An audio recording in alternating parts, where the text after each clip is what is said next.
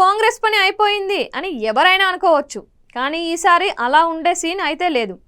కొన్ని చోట్ల ఖచ్చితంగా కాంగ్రెస్ తన బలాన్ని చూపిస్తోంది. అలా తన వంతు సీట్లను తీసుకుంది. అప్పుడు వైసీపీ టీడీపీ కూటమిలలో ఎవరికి చేటు అన్నది భయపెడుతున్న విషయం.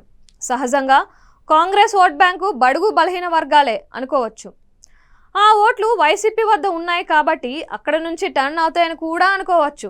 కానీ కాంగ్రెస్కి వారితో పాటు ఇతర వర్గాల ఓట్లు కూడా ఎంతో కొంత పడతాయి కదా. ఆ ఓట్లు ఖచ్చితంగా కూటమి ఓట్లు అయి ఉంటాయని అంచనా వేస్తున్నారు.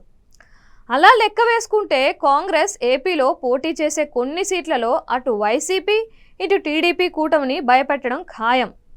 శ్రీకాకుళం జిల్లాలో చూసుకుంటే కేంద్ర మాజీ మంత్రి కిల్లి కృపారాణి పోటీ వల్ల టీడీపీ వైసీపీ ఇద్దరు ఓట్లకు గండి పడతాయని, ఆమె కనీసంగా 25-30 వేల ఓట్లను తీసుకుంటారు అని టాక్ వినిపిస్తోంది. అదేవిధంగా చూస్తే గోదావరి జిల్లాలో కాకినాడ ఎంపీ సీటుకు పోటీ పడుతున్న కేంద్ర మాజీ మంత్రి పల్లం రాజు బాగానే ఓట్లు చీలుస్తారు. ఆయన ఓట్లు ఎంత చీలిస్తే అంతలా ఇతర పార్టీల విజయ అవకాశాలకు గండి పడుతుంది. అవి ఎవరికి అన్నవి ఫలితాలు తరువాతే తేలుతుంది. అలాగే ఉమ్మడి కృష్ణా జిల్లా తిరువూరు నియోజకవర్గంలో దివంగత మాజీ ముఖ్యమంత్రి కోనేరు రంగారావు కుమార్తె తాంతయ్య కుమారి పోటీ చేస్తున్నారు. ఆమెకు సొంతంగా బలం కూడా ఉంది. ఖచ్చితంగా ఆమె 25-30 వేల ఓట్లను తెచ్చుకుంటారు. అది ఖచ్చితంగా ప్రధాన పార్టీలకు ఇబ్బందికరంగా మారుతుంది.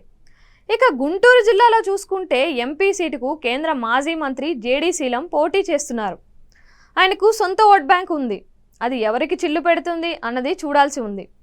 ఎస్సీ రిజర్వ్ నియోజకవర్గాలైన చింతలపూడి, నందికొట్కూరు, పూతలపట్టు, పి గన్నవరంల నుంచి వైసీపీ సిట్టింగ్ ఎమ్మెల్యేలు కాంగ్రెస్లో చేరి టికెట్లు సాధించారు. వారు సిట్టింగ్ ఎమ్మెల్యేలు కాబట్టి ఎంతో కొంత పలుకుబడి ఉంటుంది. ఆ ఓట్లు ఖచ్చితంగా వైసీపీ నుంచే వెళ్తాయని అంచనా. అలా ఆ పార్టీకి దెబ్బ పడుతుంది. అనంతపురం జిల్లా సింగనమలలో మాజీ మంత్రి సాకే శైలజనాథ్ పోటీలో ఉన్నారు. ఆయనకు కూడా సొంత పలుకుబడి ఉంది. ఆయన ప్రధాన పార్టీల గెలుపు ఓటములను ప్రభావితం చేయడం ఖాయం. ఇక ఒంగోలు జిల్లాలో చీరాల నుంచి మాజీ ఎమ్మెల్యే ఆమంచి కృష్ణమోహన్ పోటీ చేస్తున్నారు. ఆయన భారీగానే ఓట్లు చీలుస్తారు. ఆయన గెలుస్తారని కూడా ఆయన వర్గం అంటోంది. కాంగ్రెస్తో కలిసి పొత్తు పెట్టుకొని బరిలోకి దిగుతున్న వామపక్షాలు కూడా చాలా చోట్ల ఓట్ల చీలికలో ముఖ్య పాత్ర పోషిస్తాయని భావిస్తున్నారు.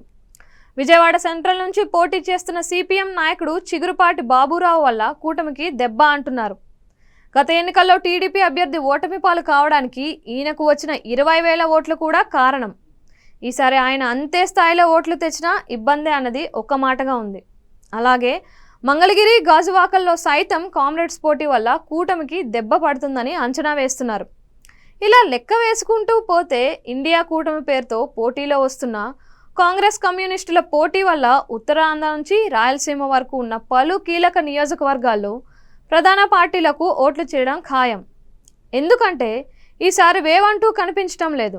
అందువల్ల ప్రజలు తమకు తోచిన పార్టీలకు కూడా ఓట్లు వేసుకునే అవకాశాలు ఉన్నాయని అంటున్నారు. సో కాంగ్రెస్ కొంప ముంచడం ఖాయం. అది ఎవరని అన్నదే తేలాల్సి ఉంది.